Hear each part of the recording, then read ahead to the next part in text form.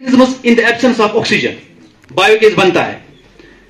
The main component of biogas is, ये आपका question है, इसका मेन कंपोनेंट क्या है, कंपोजिशन क्या है बायोगैस की.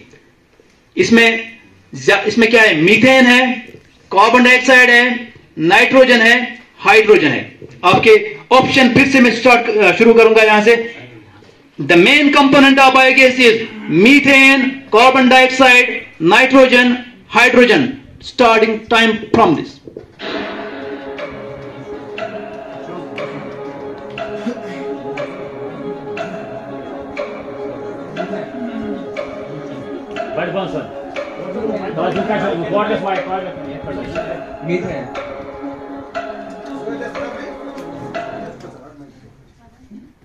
Methane is not an incorrect answer. तो तालियों के साथ फैजान का ये क्वेश्चन बिल्कुल सही जवाब. Methane is the main component of biogas. तो फैजान के लिए जो 2 क्वेश्चन थे वो खत्म हो गए. तो पहले राउंड के पहले क्वेश्चन के साथ कंटेस्ट नंबर 2 हमारे साथ जो जुड़े हैं बासित रशीद. बासित रशीद के लिए पहले राउंड क्या सूरत हाल रहेगी. Solar energy is a non-conventional renewable source of energy. हमें पता है. Every country is gradually switching to this energy source. What is the position of India in solar energy production? India की क्या पोजीशन है? आपके option first, option 2 second, option 3 fifth, option 4 7th. Your time starts now. Sir, repeat this question, please. The position of India in solar energy production is first, second, fifth, 7th. Rank.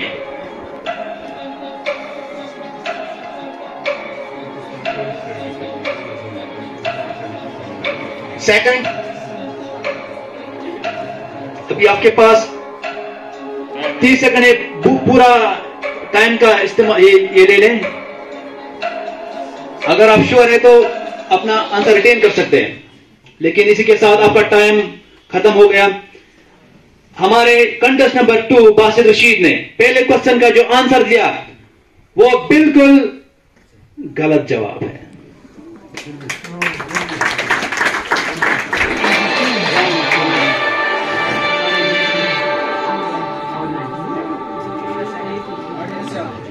Audience से यही question मैं पूछना चाहूंगा, हमारे उस्ताद बेटे या हमारे audience बेटी है,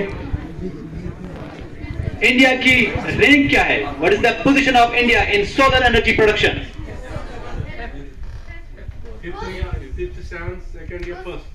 फर्स्ट.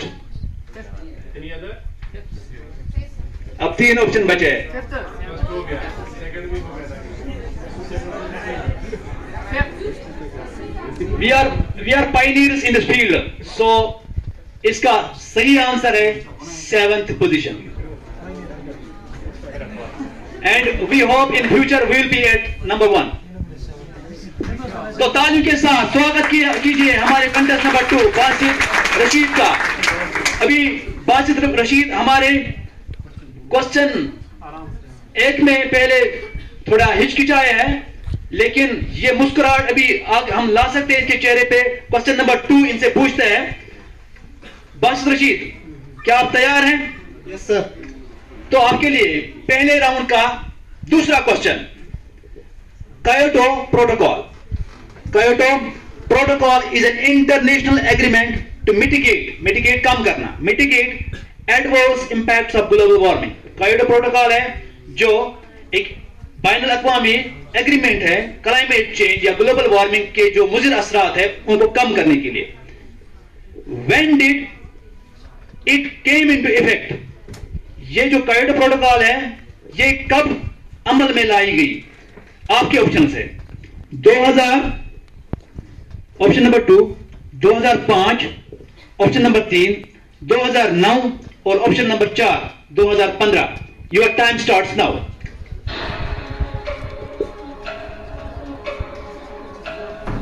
कायोटो प्रोटोकॉल एक well known protocol international agreement है.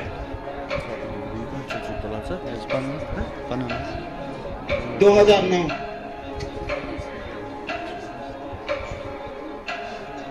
2000 सर। हमारे बासित रशीद बिल्कुल भी एक चीज पे 2000। इसी के साथ वक्त का खात्मा और इस क्वेश्चन का भी खात्मा। बासित रशीद ने इस क्वेश्चन का जो जवाब दिया है, मेरे चेहरे से समझ आ रहा होगा, ना 2000 है ना 2009 है, यह है 2005। ये जो शुरू हुआ था, मैंने ये आपसे नहीं पूछा, वक्त की किल्लत के हिसाब से मैं कुछ कहाँ का क्वेश्चन था ये, तो 2005 इज 2005 द राइट आंसर। ये जो इसके लिए जो कमीशन हो गई थी वो 1997 में हो गई थी, दिसंबर 1997। लेकिन अच्छी तरीके से ये अमल में जो लाया गया था, इट वाज 2005।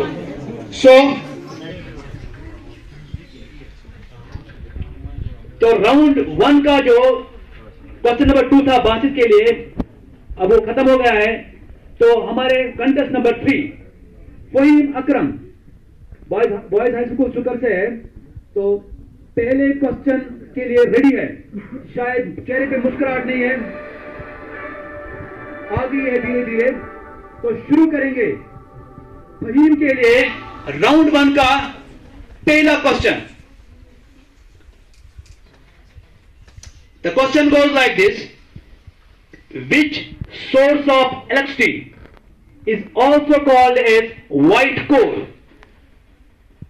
कौन सा ऐसा तमन्नाई वसाइल है जिससे हम बिजली पैदा करते हैं और जिसको व्हाइट कोल भी कहा जाता है?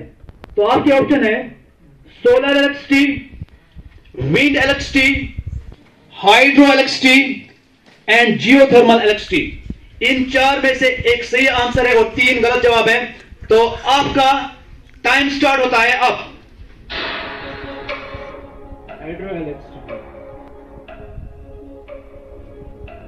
थोड़ा सा सस्पेंस मेंटेन करिए इस क्विज का। आपके पास 30 सेकंड है। अगर आप श्योर है तो अपना जवाब रिटेन कर सकते हैं। हम लास्ट 5 सेकंड में आपसे ही पूछेंगे। Hydro electricity. हाइड्रो इलेक्ट्रिसिटी,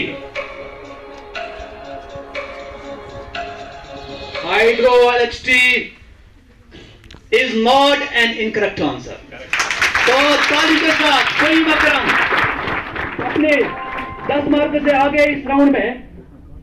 तो फहीम के लिए राउंड 1 का दूसरा क्वेश्चन तो शुरू करते हैं, लेकिन अभी तालियों की गूंज कम हो रही है, तो मैं ऑडियंस से फिर एक बार फहीम के लिए जो उत्साह दिखा जाएगी। Thank you very much. चेहरे पे मुस्कान के साथ दिल में तमन्ना रख के फहीम के लिए दूसरा question.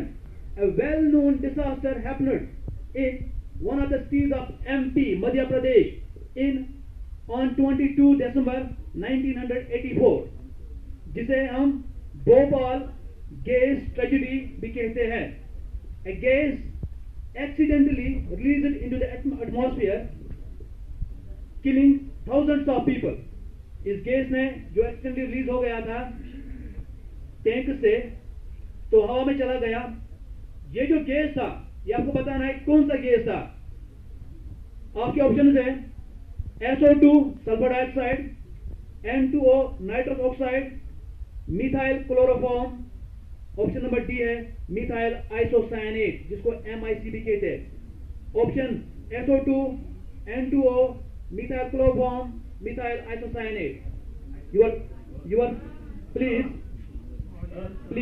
Maintain the decorum of this quiz. इसी का खास ख्याल रखिए। मैंने पहले ही आपसे एक दरख्वास्त की थी, तो यहाँ पे उन चीज का खास ख्याल रखिए। हमारे जो कंटेस्टेंट्स है ये दूर से आए और ये जा रहे हैं डिस्ट्रिक्ट लेवल के लिए, तो इसका बड़ा एहतराम कीजिए इस चीज का, क्योंकि वहां पे हम जो बेच रहे हैं वो हमारे डिजर्व कैंडिडेट होने चाहिए, न कि ऐसे ही किसी को जवाब मिलेगा, पता मिलेगा ऑडियंस से, वो बोलेगा he is represent, one of them is representing the zone of Kundar. So please be aware of it. Your time starts now. SO2, N2O, methyl chloroform, methyl isocyanate. Methyl isocyanate. Methyl isocyanate MIC, जिसमें concentration होती है phosgene की। Phosgene एक chemical composition होती है methyl isocyanate में। जब ये बनता है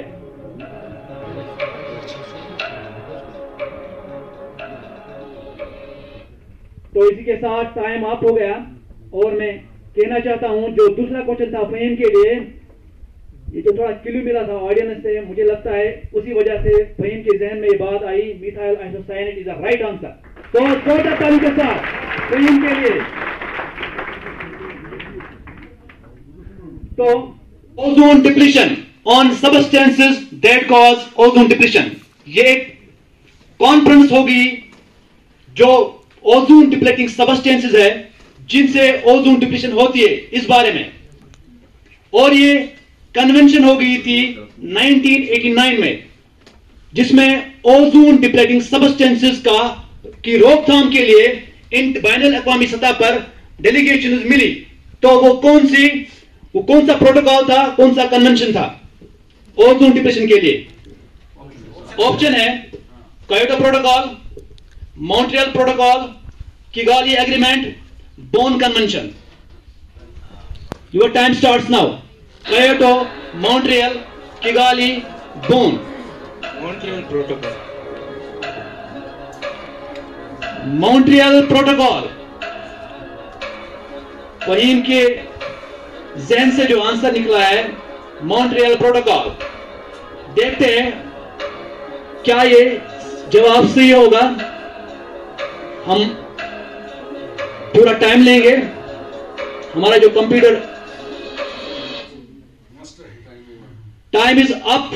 और जो आंसर है टू फेज आउट क्लोरोफ्लोरोकार्बनस के लिए जो ओजोन डिप्लीटिंग सबस्टेंस है उसके लिए जो कन्वेंशन हो गई थी, प्रोटोकॉल हुआ था in 1989, that was Montreal. Montreal is a place in Canada. So Montreal Protocol is the correct answer. Talu sir.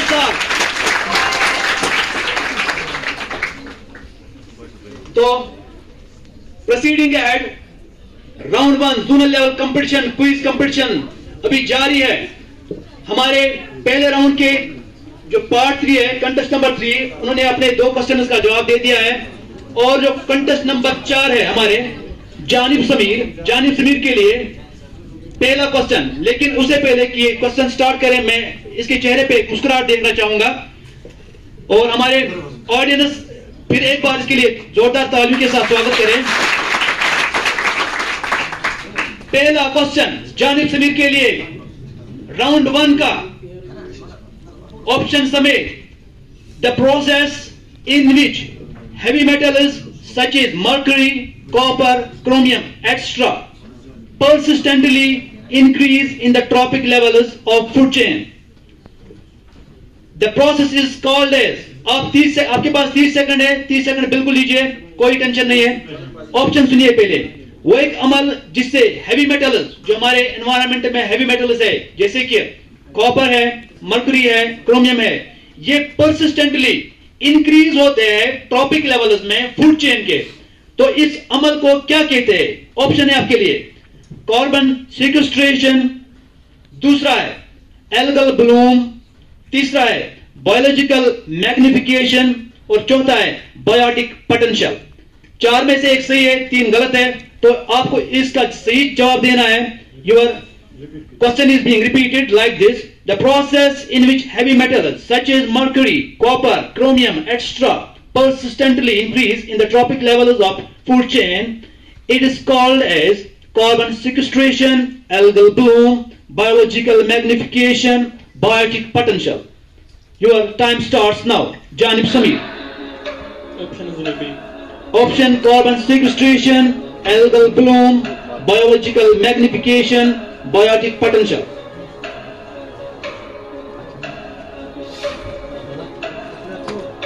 option A. Option A, carbon sequestration. Carbon sequestration, जिसको हम कार्बन स्टोरेज भी कहते हैं, ओशंस में store करने का एक तरीका होता है कार्बन सिक्वेस्ट्रेशन, जो इस अमल के बिल्कुल मुतबादिल है। And the correct answer I want, ये गलत जवाब है, इसका सही आंसर मैं ऑडियंस से सुनना चाहूंगा। इस अमल को क्या कहते हमारे उस्ताद? बायोलॉजिकल मैग्निफिकेशन, जिसको बायो मैग्निफिकेशन कहते हैं। बिल्कुल सही जवाब, जोरदार तालियों के साथ।